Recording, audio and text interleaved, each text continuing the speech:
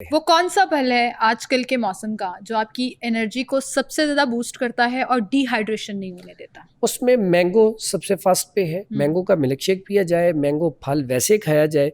फिर उसके बाद ना नाशपाती आ जाती है इस मौसम में। इस बगु गोशा दो तरह का होता है, एक बगु गोशा होता है, एक नाशपाती होती है। तो ये दोनों बड़े अच्छे हैं, इसका इस्तेमाल किया जाए। फिर आड़ू आ जाता है। आड़ू क्या करता है, अक्सर लोग कोई चीज़ खाते हैं ना तो उनका दिल नहीं करता कुछ खाने को, खाना यहीं पे खड़ा रहता है। तो आड़ू जो है खाने को हजम भी करता है, डाइजेस्टिव सिस्टम को भी बेहतर करता है क्योंकि इसके अंदर हर किसी खटास होती है। हाँ, फिर ये एनर्जेटिक करता है। अगर आपको नींद आ रही है तो आप आड़ू खाएंगे तो उससे आप बड़ा बेहतर फील करेंगे। नेचुरल एनर्जी बूस्टर है। अच्छा। और उसके अलावा एक बहुत बड़ा फायदा, अक्सर ये जो माएँ परेशान होती हैं, मेरे बच्चे के पेट में कीड़े हैं, तो ये आड़ू का मौसम आ जाए तो आड़ू ज्यादा सारा खिलाएं बच्चे को, हर रोज खिलाएं। बच्चे के पेट के कीड़े खत्म हो जाएंगे, भाग जाएंगे, निकल जाएंगे। इतना जबरदस्त है। वाह, ये तो बड़ी अच्छी आपने बात बताई हकीम साहब कि फल खाने का बेहतरीन तरीका और टाइम कौन सा है?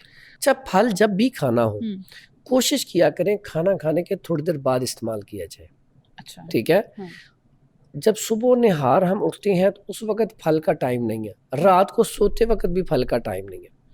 दिन में आप किसी भी टाइम लें, खसूसन दोपहर के खाने के कुछ देर बाद, तो इसका बड़ा बेहतरीन टाइम है खाना खाने का। आप कोई भी फल खाएंगे उसकी आप लज्जत भी लेंगे क्योंकि आपने दोपहर को खाना खाया, अब रात शाम को खाना है, तो बीच में जो गैप आता है ना वो फल के लिए बड़ा कमाल का है। अच्छा, ठीक है। हाँ, अगर आप मिल्क शेक की सूरत में लेना चाहें तो फिर आप सुबह के टाइम पे उसका नाश्ता कर सकते हैं, बेहतरीन है।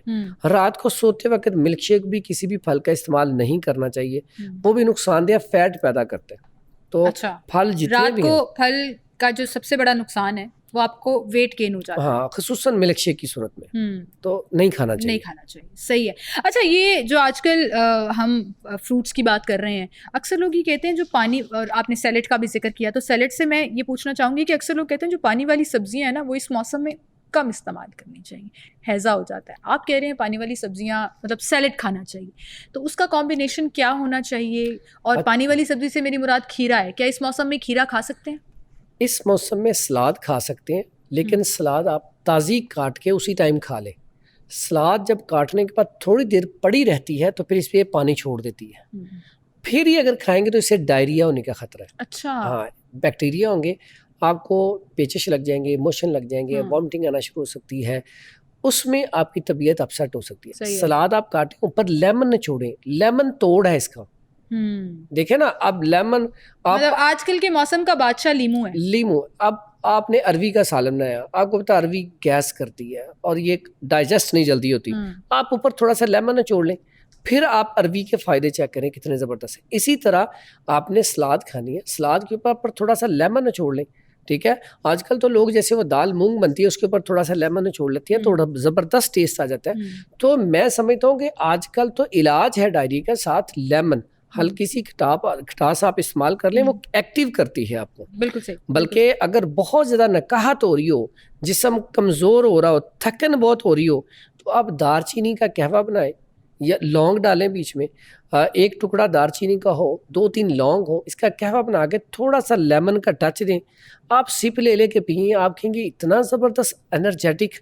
आप सिंपल, आप कोई ऐसी मेडिसिन पेन किलर खा रहे हैं ना, आप उसको भूल जाएंगे, आप कहेंगे इससे तो थकन भी दूर होगी और साथ ही साथ एक्टिव हो गए। आप ये रेगुलर पी सकते हैं, पी सकते हैं दारचीनी का कहवा हर रोज खाने के बाद। लेकिन लेमन कभी कभी इस्तेमाल करें जब आप बहुत ज्यादा कहा। तो वैसे तो ये जो दारचीनी है, ऐसे अफराद जिनके कुड़ुल पड़ जाते हैं, कमजोरी है, हर टाइम थका जिस्म रहता है, कुड़ुल। हाँ, सही कह रहे हैं, ये पड़ जाते हैं कभी टांग के अंदर, कभी पाँव के अंदर क्रैम्प्स पड़ जाते हैं, कभी यहाँ वक्खी के अंदर करल पड़ गया। आपने कुरुल कहा है, हम पंजाबी में कड़ल कहते हैं, पंजाबी में कह ले, आसान लफ्ज है क्रैम्प्स इंग्लिश।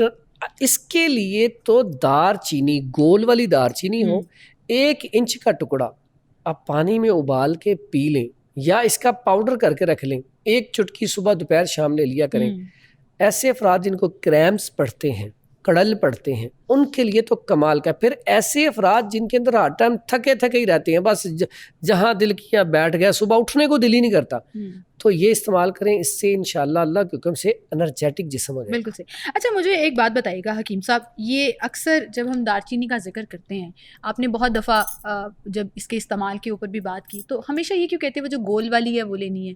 दालचीनी तो स्टिक की सूरत में भी आती है, वो जो लंबे लंबे छाल टाइप होती है, फिर गोल वाली होती है। ये गोल दालचीनी और आम जो दालचीनी स्टिक की सूरत में यूज़ होती है, उसमें क्या फ़र्क है? ये जो गोल होती है ना, ये श्रीलंकन है, इसकी अफादियत ज़्यादा है। इसकी आप थोड़ा सा चेक करें, इसकी जो है ना स्मेल वो तेज़ है, खुशबू तेज़ है। इसका रिजल्ट भी बहुत अच्छा है, इसकी खुशबू भी बड़ी खूबसूरत कमाल की है और रिजल्ट भी अच्छा है। जो दूसरी दालचीनी वो अक्सर जैसे 2 नंबर बीच में करते हैं, वो बाजू का दूसरे छिलके उतार के ना आम दरख्त के उसको रंग करके भेज अच्छा। देते हैं, और वैसे भी उसकी अफादियत भी कम है। आप उसको टेस्ट करके देखें, उसकी आप खुशबू चेक करें, तो इसके मुकाबले में कम है। तो आप कह रहे हैं कि अगर हेल्दी अप्रोच के लिए दालचीनी का इस्तेमाल, सिनेमन का इस्तेमाल करना है, तो खाने पकाने के दौरान भी आप वो गोल वाली यूज़ करें? बिल्कुल, खाने पकाने में भी करें। फिर इसका एक आपको ज़बरदस्त नुस्खा बताता हूँ, इतना कमाल का।